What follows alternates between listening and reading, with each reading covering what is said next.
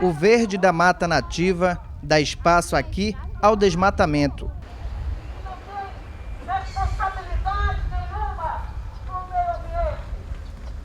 De longe, já se enxerga a mudança na natureza. No rio Xingu, diversos caminhões carregados de barro, tratores que modificam o curso natural do rio. Quase a todo instante, novos carregamentos também trazem rochas.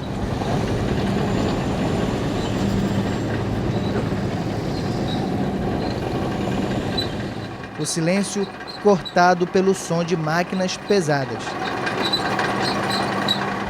É a ensecadeira no sítio Pimental, um dos canteiros da obra de Belo Monte, que começa a barrar o rio para as construções que ocorrerão aqui. Fora barrageiros! Fora barrageiros!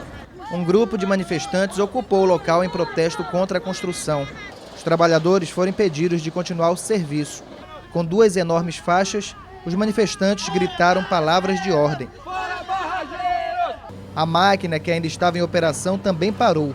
Estudantes paulistas jogaram tinta nos veículos. O operário ainda tentou tirar a máquina, mas não deu tempo.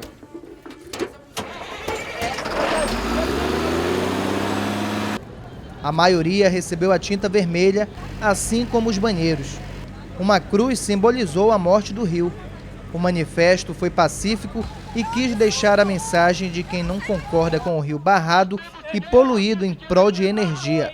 Na ilha, do outro lado, a grande clareira feita em nome de um progresso. São milhares de árvores derrubadas.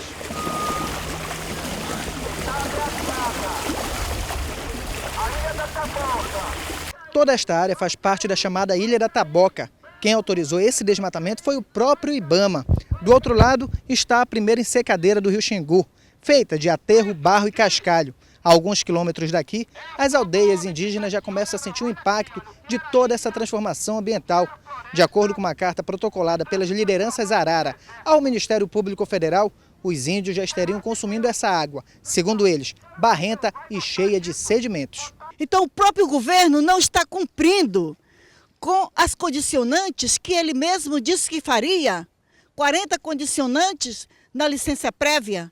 E até hoje nenhuma dessas condicionantes saiu do papel, a não ser convênios assinados com prefeituras.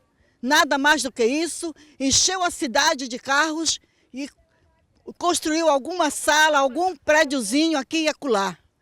Isso não é dignidade, isso não é qualidade de vida, isso não é respeito aos direitos da população. Então o judiciário tem a sua grande parcela de culpa. O judiciário brasileiro, juízes dos tribunais federal e da justiça comum estão assinando esses crimes que nós estamos vendo aqui.